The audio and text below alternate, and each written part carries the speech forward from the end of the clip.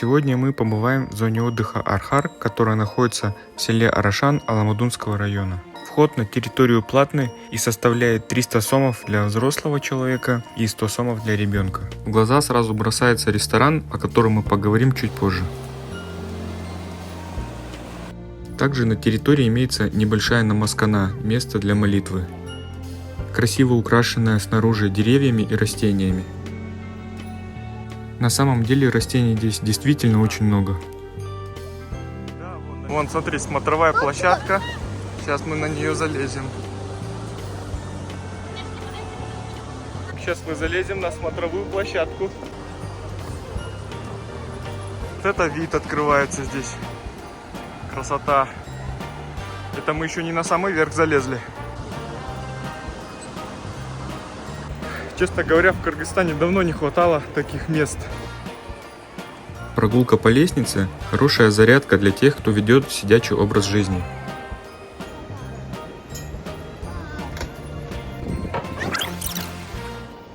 Посмотрите, какая красота!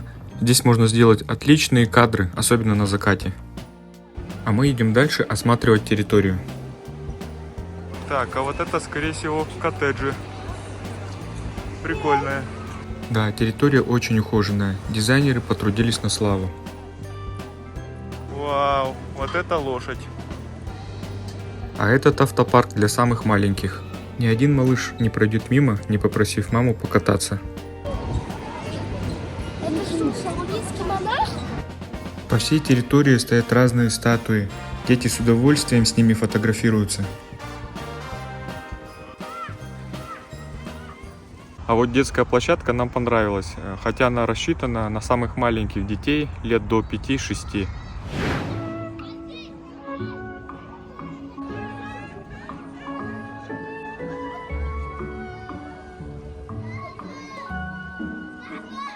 Что понравилось, то что пол был покрыт искусственной травой и нигде не было острых углов. И вся детская площадка ограждена искусственным забором в виде дерева. Детей в этот день было очень много. Все бегали, прыгали, веселились. Им явно очень понравилась эта площадка.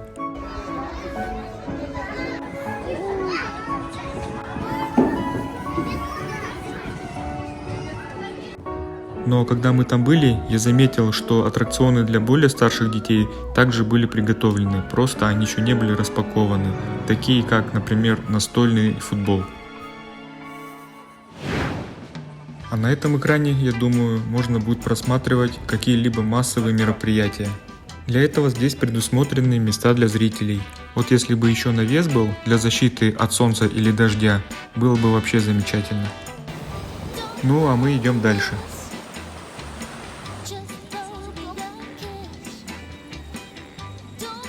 Здесь также имеется место, где все могут собраться и обсудить какое-либо событие или просто посидеть, отдохнуть. А теперь настало время поговорить о еде. На территории есть ресторан под названием Аксуок. Сейчас мы подойдем поближе и посмотрим, что там внутри. К сожалению, сесть внутри нам не удалось, потому что там проводился банкет. Да и снаружи сесть мы тоже не смогли, потому что все столики были заняты. Возможно, нужно было приезжать не в воскресенье, а в какой-нибудь будний день. Посмотрите, как атмосферно здесь. Я думаю, если вы пригласите девушку на свидание в это место, особенно вечером на закате, то вы точно произведете на нее впечатление. Вот и в этот раз кто-то здесь решил провести свадьбу. Я думаю, она запомнится им на всю жизнь. В следующий раз, когда мы соберемся сюда, мы обязательно посетим этот ресторан. Я помню, лет 20 назад по дороге на Теплые Ключи был ресторан «12 каминов». Дизайн, кухня, да и само место оставляли неизгладимое впечатление. Правда, сейчас не знаю, работает он или нет. Если кто там был недавно, то напишите в комментариях.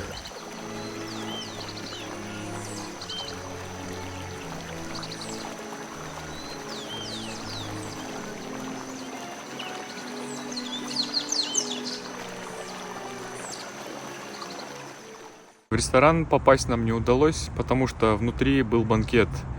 Да, и на террасе сесть мы тоже не смогли, потому что было очень много народу. По-хорошему, администрации нужно было продумать этот момент и хотя бы временно поставить какие-нибудь киоски, корнеры с фастфудом, и тогда у людей не было бы таких негативных эмоций. Хорошо, что у них было еще второе кафе, где мы смогли сесть, отстояв небольшую очередь. Да, что это за здание в виде тыквы? Как оказалось, это было второе кафе для детей.